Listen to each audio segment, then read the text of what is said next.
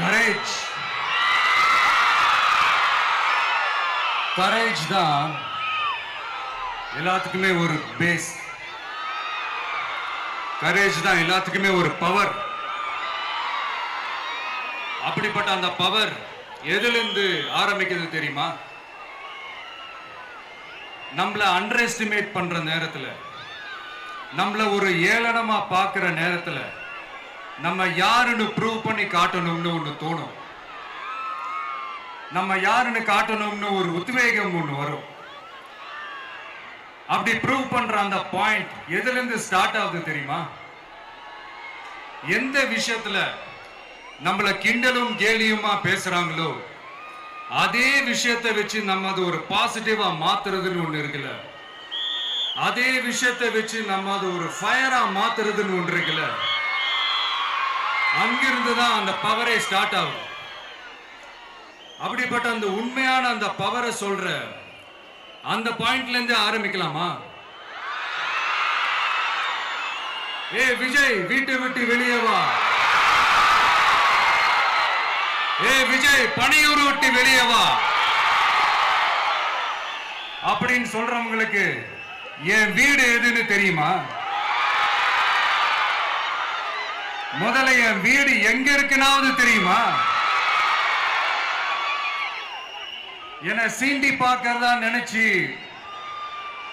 கிண்டலும் கேலியுமா பேசுறவங்களுக்கு நான் சொல்றேன், இந்த தமிழ்நாடு தமிழ்நாடுன்னு சொல்றாங்களே, அது மத்தவங்களுக்கு வேணா ஸ்டேட்டா இருக்கலாம். ஆனா என்ன பொறுத்த வரைக்கும் என் தாய் நாடான தமிழ்நாடு தான் என் வீடு.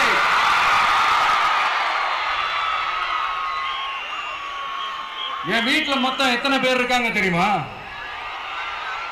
8 கோடி பேர் இருக்காங்க. ஒட்டுமொத்த தமிழ்நாட்டு மக்களும் என் வீட்டு மக்கள், என் குடும்பம், என் உறவு, என் சொந்தம். எனக்கு எல்லாமும் கொடுத்த இந்த 8 கோடி சொந்தங்களுக்கு இனிமே எல்லாமுமா கூட நிக்க போறது இந்த விஜய் மட்டும்தான். தமிழ்நாட்டோட முதல் படை வீரனா, தமிழ்நாட்டோட முதல் பாதுகாவலனா அவங்க கூடவே நிக்கணும்ன்றதுதான் என்னுடைய குறிக்கோள். இன்னைக்கு இந்த விஜய், உங்க விஜய் உங்ககிட்ட ஓட்டு கேட்டு மட்டுமே வரல, உங்ககிட்ட நீதி கேட்டும் வந்திருக்கிற. ஆக்சுவலா உங்களுக்காக நீதி கேட்கறதுக்காக தான் நான் அரசியலுக்கே வந்தேன். ஆனா இன்னைக்கு நான் உங்ககிட்ட நீதி கேட்கறதுக்காக வந்திருக்கிறேன். இந்த விஜய் என்னங்க தப்பு பண்ணா? தன்னை நேசிச்ச தன்னுடைய மக்களுக்காக அரசியலுக்கு வந்தா அது ஒரு தப்பா?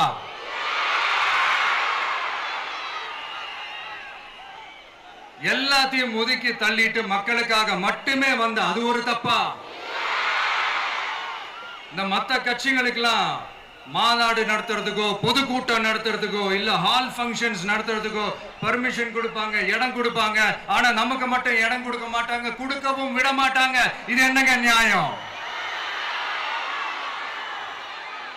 நான் போய் மக்களை சந்திக்கிறதுக்கோ இல்ல மக்கள் வந்து என்ன சந்திக்கிறதுக்கோ ஒரு உரிய இடமோ இல்ல உரிய பாதுகாப்போ மத்த கட்சிகளுக்கு எல்லாம் கொடுப்பாங்க.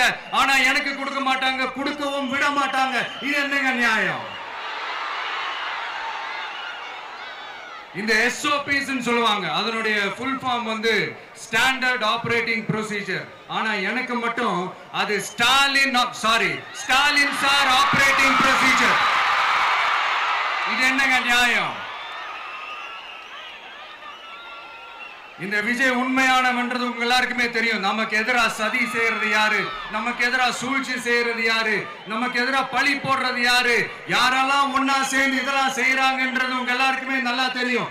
அதனால என்னோட சொந்தங்களாகிய உங்ககிட்ட வந்து நான் நீதி கேட்காம வேற யாருக்கிட்ட தான் போய் கேட்பேன்?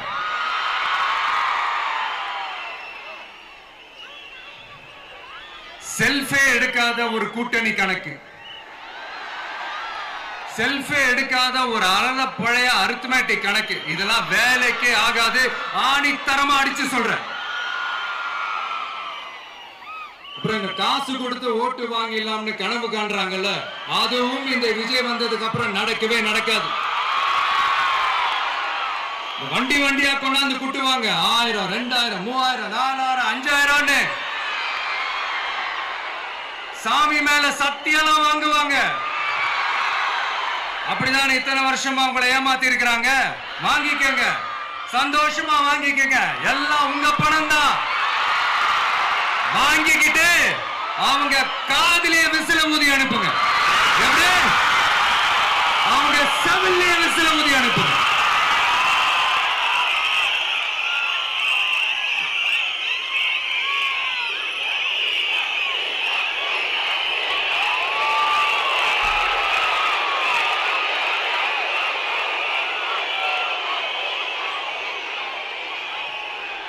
அடுத்து நம்மளுடைய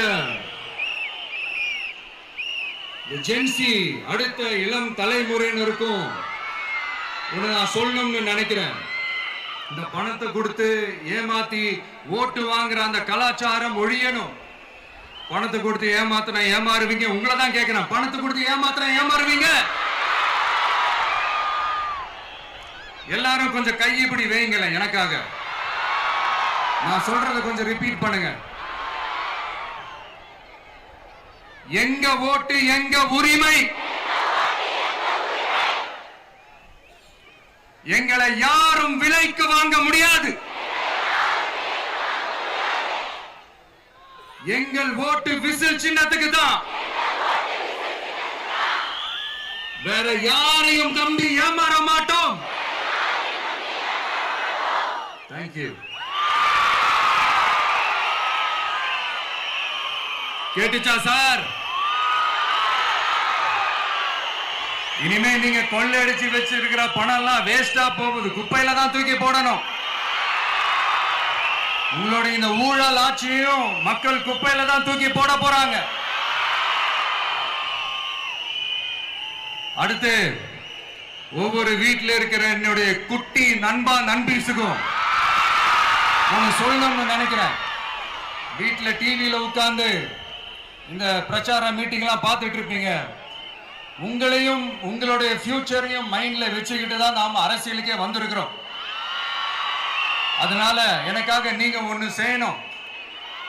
தொடர்ந்து செஞ்சுக்கிட்டு தான் இருக்கிறீங்க. நான் நிறைய கியூட்டான வீடியோஸ்லாம் நான் பார்க்கிறேன். லைக் உங்க அம்மா அப்பா கிட்ட மைக்க நீட்டி யாருக்கு ஓட்டு போடுவீங்கன்னு கேட்டா பின்னாடி இருந்த அந்த பையன், அம்மா விஜய்னு சொல்லுவா, அப்பா விஜய்னு சொல்லுப்பா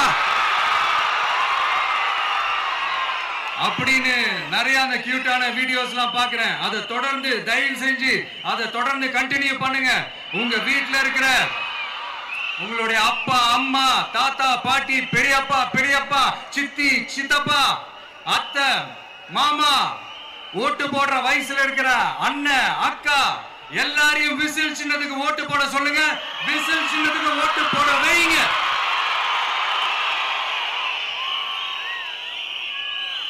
இந்த தேர்தல் நெருங்கிற இந்த நேரத்தில் பொலிட்டிக்கலா ஸ்பீக்கிங் டு த பாயிண்ட் ஒரே ஒரு விஷயம் நான் சொல்லணும். நாங்க அரசியலுக்கு வந்தது எந்த கட்சியும் ஒழிக்கிறதுக்கோ அழிக்கிறதுக்காகலாம் நாம அரசியலுக்கு வரல. யார் மேலேயும் தனிப்பட்ட ஒரு வன்மமோ இல்ல தனிப்பட்ட கோபமோ அப்படிலாம் யார் மேலேயும் கிடையாது. இந்த மற்றவங்க மாதிரி இந்த வெறுப்பு அரசியல் பண்றதுக்காகலாம் நாம அரசியலுக்கு வரல. அரசியல் ரீதியா நம்மளுடைய எதிரிகள் யாருன்னு டிக்ளேர் பண்ணிட்டு தேர்தலில் நின்று ஜெயிச்சு மக்களுக்காக எங்களுடைய நன்றி கடனை செலுத்துறதுக்காக தான் நாம அரசியலுக்கே வந்திருக்கோம். Just want to make this clear. அவங்கள கேள்வி கேட்கறதுக்கு முன்னாடி அவங்களோட இயலாமையை மறைக்கிறதுக்காக இந்த ஏ டீம் பி டீம் இதெல்லாம் கூட சேர்த்துக்கிட்டு ஒரே விஷயத்த சொல்லி அழுவுறாங்கல்ல. என்னன்னு சொல்லி அழுவுறாங்க? அனுபவம் இல்லாதவங்களால எப்படி ஆட்சி அதிகாரத்தை செய்ய முடியும் அப்படின்னு ஒரே விஷயத்த சொல்லி அழுவுறாங்கல்ல. அந்த அழுகைக்கு நாம ஒரு பதிலடி கொடுக்கணும்ல. மக்களே, நான் உங்களையே கேட்கிறேன், தெரியாம தான் கேட்கிறேன். இந்த அனுபவம் அனுபவம் அனுபவம்னு சொல்றாங்களே, அதிகாரத்தை வச்சு மக்கள் பணத்தை கொள்ளையடிச்சதை தாண்டி வேற ஏதாவது கொம்பு முளைச்ச பெரிய அனுபவம் இவங்களுக்கு இருக்குதா?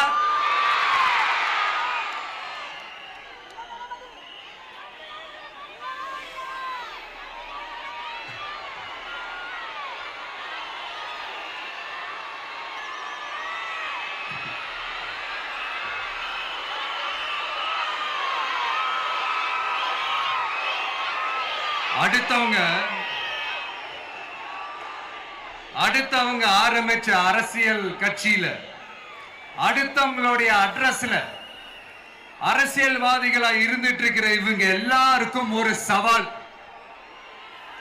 என்ன மாதிரி தனியா, என்ன மாதிரி சொந்தமா ஒரு கட்சி ஆரம்பிச்சு 1% அட்லீஸ்ட் 1% வாக்கு வாங்கி காட்டுற அந்த தில் இருக்குதா, திராணி இருக்குதா? 30 வருஷமா மக்கள் இயக்கமா இருந்து இன்னைக்கு மிகப்பெரிய ஒரு அரசியல் கட்சியா வளர்ந்து இந்த கூட்டணி கட்சிகள் மட்டுமே நம்பி இருக்கிற 75 வருஷ கட்சி, 50 வருஷ கட்சின்னு இன்னைக்கு ஆட்சி அதிகாரத்தில் இருந்துட்டு இருக்கிற இவங்க எல்லாரையும் மீறி இன்னைக்கு களத்துல தனியா நின்னு இந்த 2 வருஷத்துல முதன்மை சக்தியா வளர்ந்து 30% தாண்டி இன்னைக்கு மக்கள் ஆதரவை பெற்றிருக்கிற நமக்கு அனுபவம் இல்லையா? உங்களுடைய அனுபவம் என்னன்னு சொல்லட்டுமா? கட்சி ஆரம்பிச்ச அண்ணாவை மறந்தது, கட்சி ஆரம்பிச்ச எம்ஜிஆர் அவர்களை மறந்தது, கட்சியை வளர்த்த ஜெயலலிதா மேடம் அவங்களை மறந்தது. இவங்க எல்லாரும் சொன்ன விஷயங்கள், பேசின விஷயங்கள், எதையெல்லாம் ஃபாலோ பண்ணணும்னு சொன்ன விஷயங்கள் எல்லாத்தையும் மறந்தது. இவங்களுக்கு நமக்கு அனுபவம் இல்லையா? நமக்கு அனுபவம் இல்லதான். கொள்ளை அடிக்கிறதுலாம் எங்களுக்கு அனுபவம் இல்லதான். அதெல்லாம் எங்களுக்கு சுட்டு போட்டாலும் வராது. இந்த கொள்கையை பேருக்கு மட்டும் வச்சுக்கிட்டு நேரடியா சரண்டர் ஆகிறது, மறைமுகமா சரண்டர் ஆகிறது, இந்த மாதிரி அனுபவம் நமக்கு இல்லதான். அதுவும் நமக்கு சுட்டு போட்டாலும் வராது. மக்களை நேசிக்கிற நல்ல குணம் இருந்தா போதும்யா. நல்ல சூப்பரான ஒரு நல்லாட்சி கொடுக்கலாம். நல்லாட்சி கொடுக்கிறதுக்கு மெத்த படிச்ச மேதாவிகளா இருக்கணும்லாம் ஒன்னும் அவசியம் இல்ல. காமராஜர் அவர்கள் மாதிரியோ, எம்ஜிஆர் அவர்கள் மாதிரியோ மக்கள் சக்தியின் துணையால, மக்கள் மேல அக்கறையா இருக்கக்கூடிய நல்ல அதிகாரிகளின் துணையால சூப்பரான ஒரு நல்லாட்சி என்னால கொடுக்க முடியும், செஞ்சு காட்டுறேன்.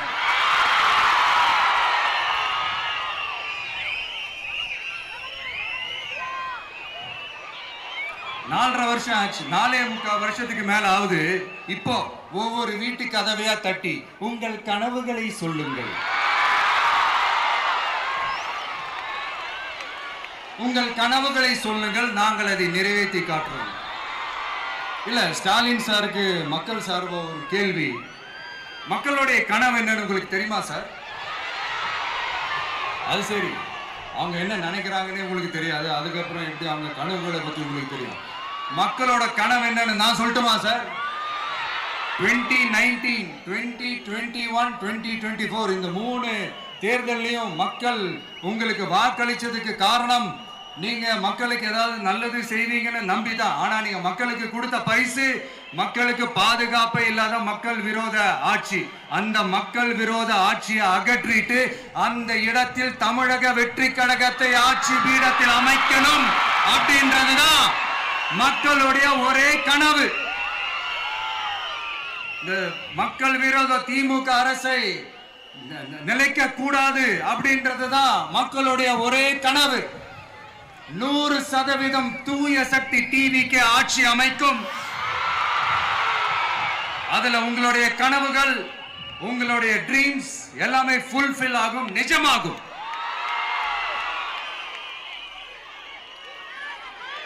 தமிழ்நாடு எப்பவுமே டெல்லிக்கு அவுட் ஆஃப் கண்ட்ரோல் அப்படின்ட்டு ஸ்டாலின் சார் அடிக்கடி சொல்லுவாங்க. ஸ்டாலின் சார் எது எதுலாம் அவுட் ஆஃப் கண்ட்ரோல் இப்ப நான் கொஞ்சம் சொல்லட்டுமா? முதல்ல சட்டம் ஒழுங்கெல்லாம் அவுட் ஆஃப் கண்ட்ரோல், பெண்கள் பாதுகாப்புல அவுட் ஆஃப் கண்ட்ரோல்,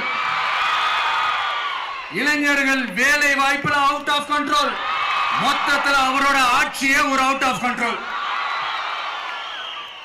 இந்த வருஷம் பிகினிங்ல சட்டசபையில பேசும்போது சொல்றாங்க, மக்கள் எல்லாரும் ரொம்ப மகிழ்ச்சியா இருக்கிறாங்க, அதனால நானும் ரொம்ப மகிழ்ச்சியா இருக்கிறேன் அப்படின்னு. மக்கள் சந்தோஷமா இருக்கிறத பார்க்கறது கூட ஒரு சந்தோஷம் தான் சார், அது யாரும் இல்லைன்னு சொல்லல. அப்படி உண்மையிலேயே மக்கள் உண்மையிலேயே சந்தோஷமா இருக்கிறாங்க அப்படின்னா ஏன் சார் விவசாயிகள் போராட்டம் நடக்குது? ஏன் சார் மீனவர்கள் போராட்டம் நடக்குது? ஏன் தொழிலாளர்கள் போராட்டம் நடக்குது? தூய்மை பணியாளர்கள் போராட்டம் ஏன் நடக்குது? அங்கன்வாடி ஊழியர்கள் போராட்டம், செவிலியர்கள் போராட்டம், மருத்துவர்கள் போராட்டம், மாற்றுத்திறனாளிகள் போராட்டம், அரசு ஊழியர்கள் போராட்டம், ஆசிரியர்கள் போராட்டம், இடைநிலை ஆசிரியர்கள் போராட்டம், பகுதி நேர ஆசிரியர்கள் போராட்டம். இதெல்லாம் உங்க ஆட்சியில மக்கள் மகிழ்ச்சியா இருக்காங்கன்றதுக்காக நடக்கிற போராட்டமா சார்? எனக்கு தெரிஞ்சு மக்கள் சந்தோஷமா இருக்கிறாங்கன்னா பொங்கல் வச்சு கொண்டாடுவாங்கன்னு கேள்விப்பட்டிருக்கிறேன். உங்க ஆட்சியில தான் போராட்டம் நடத்தி அவங்களுடைய மகிழ்ச்சியை வெளிப்படுத்துறாங்கன்னு நினைக்கிறேன். இன்னும் தீரவே தீராத பிரச்சனைகள்னா இருக்கிற இடம் பிரச்சனை, பார்க்கிற வேலை பிரச்சனை, பண்ற தொழில் பிரச்சனை, விலைவாசி பிரச்சனை, தண்ணி பிரச்சனை, பஸ் வசதி இல்லைன்ற பிரச்சனை, ரோடு சரி இல்லைன்ற பிரச்சனை, ஆஸ்பத்திரி சரியா இல்லைன்ற பிரச்சனை. இப்படி எல்லாம் ஒரு அடிப்படை விஷயங்களே பிரச்சனையா இருந்தா அப்போ ஆளுங்கட்சின்னு ஒண்ணு எதுக்குதான் இருக்கிறாங்க அப்படின்னு தானே மனசுல தோணும் மக்களுக்கு. ஆட்சிக்கு வர்றதுக்கு முன்னாடி தான் பொய் பொய்யா அடிச்சு விட்டீங்க. இப்ப ஆட்சியை விட்டு போகும்போது கூட பொய் பொய்யா பேசுறீங்களே சார், என்ன சார் இது? மாத்தி மாத்தி பேசுறதுல நீங்க வேற லெவல் தான் சார். ஆட்சிக்கு வந்த அடுத்த வருஷமே 2022ல 70% வாக்குறுதிகளை நிறைவேற்றிட்டோம்னு சொன்னாங்க. அப்புறம் போன வருஷம் 90% வாக்குறுதிகளை நிறைவேற்றிட்டோம்னு சொன்னாங்க. அப்புறம் இந்த வருஷம் 505 வாக்குறுதிகளை 404 வாக்குறுதிகளை நிறைவேற்றிட்டோம். கிட்டத்தட்ட ஒரு 80% வாக்குறுதிகளை நிறைவேற்றிட்டோம்னு சொன்னாங்க. முதல்ல 70, அப்புறம் 90, அப்புறம் 80. இன்னும் தேர்தல் நெருங்க நெருங்க அது 60, 50, 40, 30, 20ல போய் நிற்கும்னு நினைக்கிறேன். அதையும் அவரே அறிவிப்பாரோ என்னமோ எனக்கு தெரியல.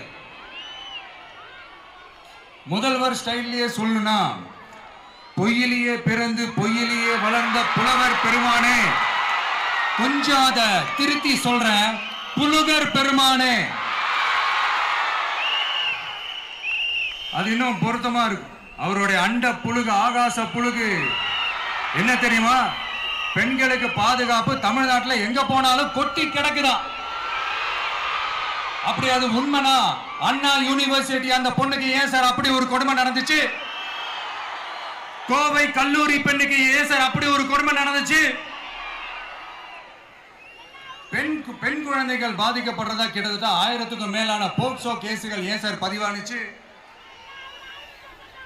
போதைப் பொருள் கலாச்சாரம் கண்ட்ரோலே இல்லாம அது பாட்டுக்கு தாறுமாற எங்கேயோ போய்கிட்டு இருக்கு. வயலன்ஸ் எல்லாம் தலைவிரிச்சு ஆடுது.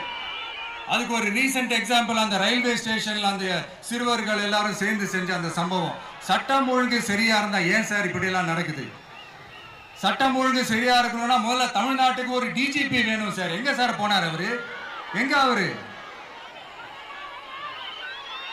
சும்மா இந்த ஆக்டிங் ஆபீசரை வச்சுக்கிட்டு அரசாங்கத்தை நடத்துனீங்கன்னா இப்படிதான் சட்டம் ஒழுங்கு சந்தி சிரிக்கும். முதல்ல தமிழ்நாட்டுக்கு ஒரு டிஜிபியை போடுங்க சார்.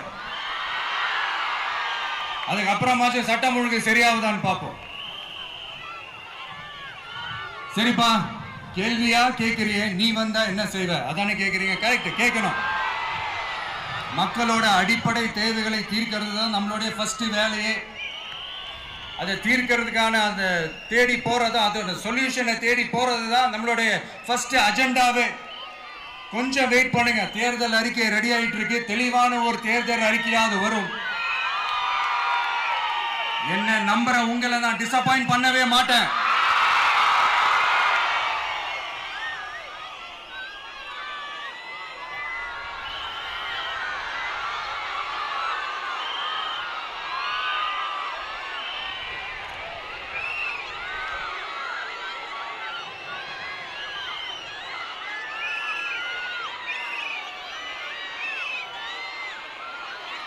இந்த சும்மா ஆட்சிக்கு வரணும்ன்றதுக்காக இந்த நடைமுறைக்கு சாத்தியமே இல்லாத இந்த மாதிரி விஷயங்கள் எல்லாம், வாக்குறுதிகளை நான் என்னைக்குமே கொடுக்கவே மாட்டேன். அதே மாதிரி ஆட்சிக்கு வந்ததுக்கு அப்புறம் கூட அவங்க அது தரல, இவங்க இது தரல அப்படின்லாம் பம்மிக்கிட்டு இல்லாம உங்களுக்காக எந்த எக்ஸ்ட்ரீமுக்கும் போய் நான் போராடவும் தயாரா இருக்கிறேன். அதனால நான் மறுபடியும் இதை நான் ரிப்பீட் பண்றேன். இவ்வளவு நாள் இதை நான் மட்டும் தான் சொல்லிக்கிட்டு இருந்தேன். இப்ப களமே சொல்லுது, ரெண்டே ரெண்டு பேருக்கு நடுவுல தான் போட்டியே. ஒண்ணு இன்னொன்னு ஒண்ணு தூய சக்தி டிவிக்கு, இன்னொன்னு தீய சக்தி DMK.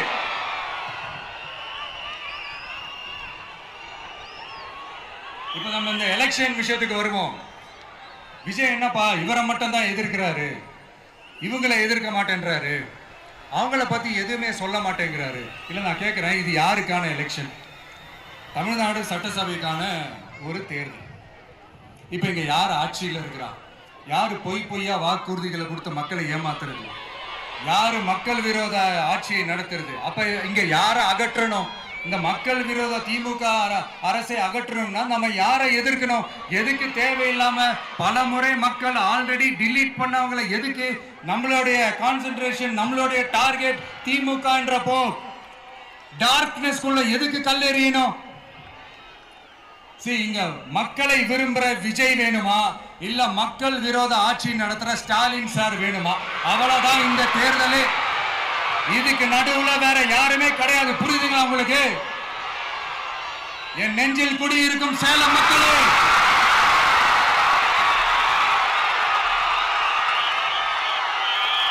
One last simple question. Vijay நம்புறீங்களா, ஸ்டாலின் சார நம்புறீங்களா? அவ்வளவுதான், முடிஞ்சு போச்சு. கதம் கதம். போர் முழக்கம் உங்களை ஒரு நிமிஷம் கூட தூங்க விடாது. இந்த போன லாஸ்ட் வீக் இந்த டிஎன்பிஎஸ்சி இந்த எக்ஸாம்ஸ், இந்த குரூப் 2 எக்ஸாம்ஸ் அதை அனௌன்ஸ் பண்ணிட்டு உடனே அதை கேன்சல் பண்ணிட்டாங்க. இது உலகத்துக்கு எல்லாருக்கும் தெரியும். கேன்சல் பண்ணிட்டு ரொம்ப சிம்பிளா டெக்னாலஜி ஏதோ சம் ஃபால்ட், டெக்னிக்கல் ஃபால்ட் அப்படின்னு சொல்லி அதை கடந்து போயிட்டாங்க. இத்தனை வருஷமா ராத்திரி பகலமா கஷ்டப்பட்டு படிச்சு எப்படியாவது நமக்கு அந்த வேலை கிடைக்காதான்னு அந்த எக்ஸாம்ஸை ஃபேஸ் பண்ண வந்த நம்மளுடைய தம்பி தங்கைகள் எவ்வளவு ஒரு மன உளைச்சலுக்கு ஆளாயிருப்பாங்க. அதை யாராவது யோசிச்சு பார்த்தீங்களா? ஒரு எக்ஸாம்ஸை ஒழுங்கா நடத்த தெரியல, இதுல உலக நாடுகளோட போட்டி போடுறாங்களாம். நம்மளுடைய தம்பி தங்கைகள், நம்ம அம்மா அப்பா கிட்ட சொல்லுங்க, யாரும் தைரியம், எல்லாரும் தைரியமா இருங்க. வரப்போறது உங்க ஆட்சி, நம்ம ஆட்சி.